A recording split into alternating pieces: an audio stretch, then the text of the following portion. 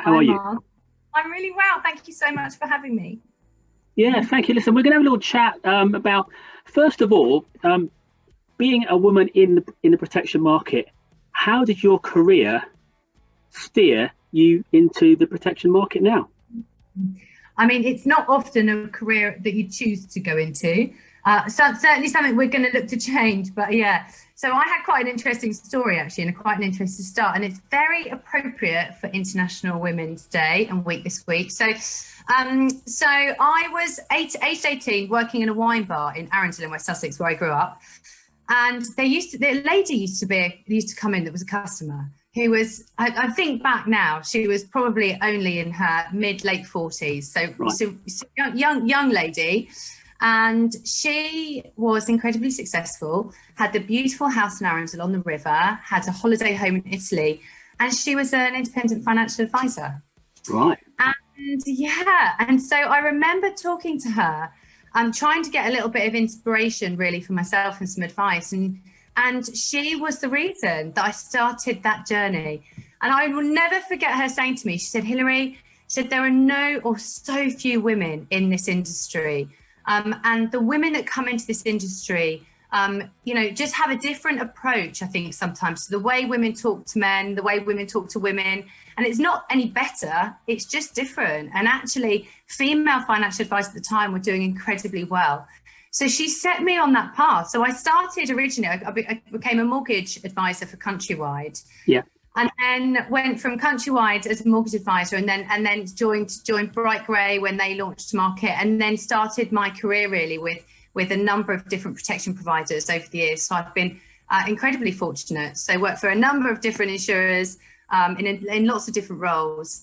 So had quite an interesting journey. And more importantly, I've managed to navigate that as a mother myself with two small boys, Great. a husband, all very demanding. So I understand the challenges of trying to navigate a career and your family. So yeah. And juggling it all. Yeah. Good stuff. Yeah. Well, it's been roughly 2.5 years since Guardian Financial Services were reborn, if you like, as a brand. How's that been going? You know, I think I was really fortunate in the sense that I only joined Guardian in December just gone. And, you know, I've watched Guardian launch to market through a competitor's eyes. And you can't help but admire what Guardian achieved.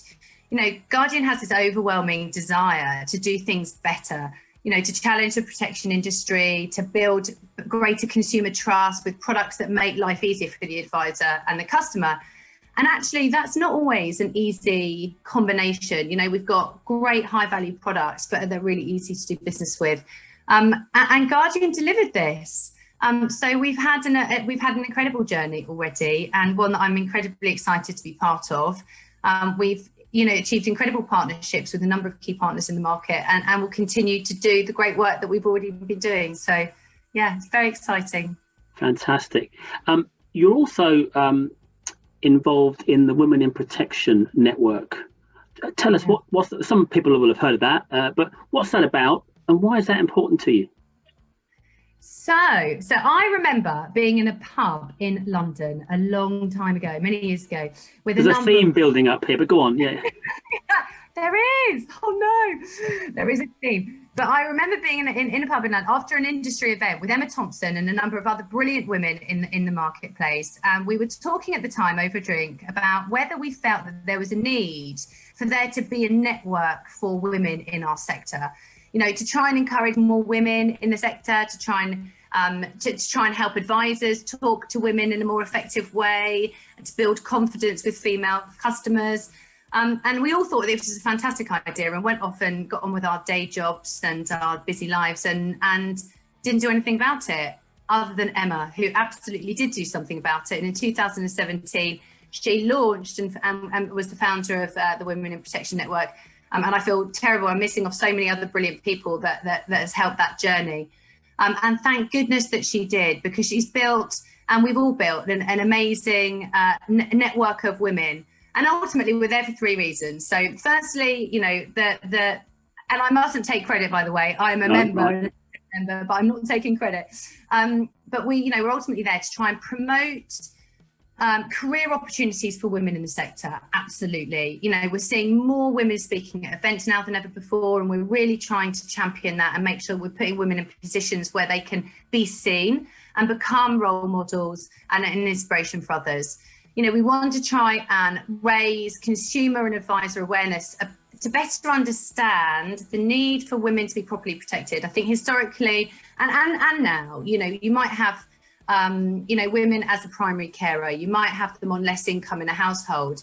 And that's not that a household could survive without that income. It's about what can we do as a network to help advisors to make sure they're having conversations to make sure that women and men are more financially resilient. And ultimately, we want to try and create an environment socially and professionally for women to network, to make sure that we can share ideas, learn from each other. And for women that are looking to build their careers and want to be brave and bold enough and to try and achieve, you know, really great roles in our industry, to give them the confidence that they can do so, inspired by other women that are doing it. So, yeah, really, really proud to be involved and the number of brilliant women involved in the Women in Protection Network. So for anyone that wants to, please reach out on social media. We're always looking for new people. Good. Well, long may that continue.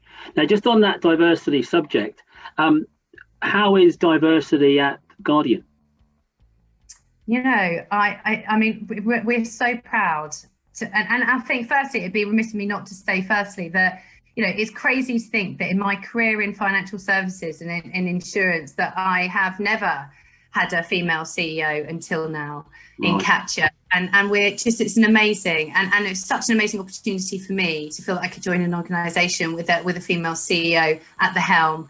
You know, we've got 50% of our exco are female, something we're incredibly proud of. That's very good, yeah. Including Katja herself. So we've done really, really well. We've got over 70% of our employees are female, which is fantastic. And actually, I think, you know, Guardian hasn't done this. No, we didn't try and set out to achieve any quotas. You know, this is something that's happened organically and naturally. And I think actually it's as a result of, you know, we've created this amazing culture about doing the right thing. You know, we are a startup business that has, you know, a great energy. And I think ultimately we've just been able to attract, you know, a brilliant quota of females, which is brilliant. So we're very, very proud of it. No, that's fantastic. Fantastic to hear. Lastly, what advice would you give your younger self? So much. I'd probably not spend so much time in wine bars, probably. Well, yeah.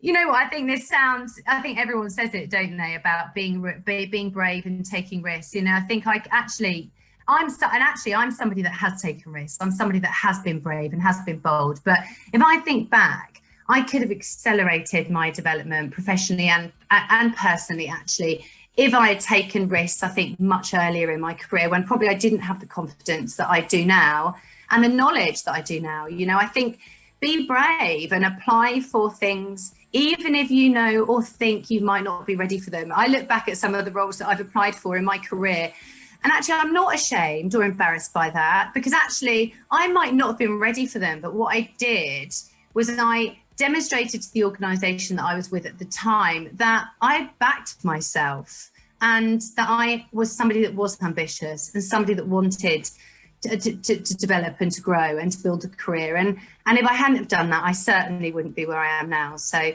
be bold, take risks, and put yourself out of your comfort zone for sure. Right, that's three things to finish on. Hilary Banks, Sales Director at Guardian Financial Services, thanks for your time. Thank you, Martin. Right, what we're going to do is we'll start very nice.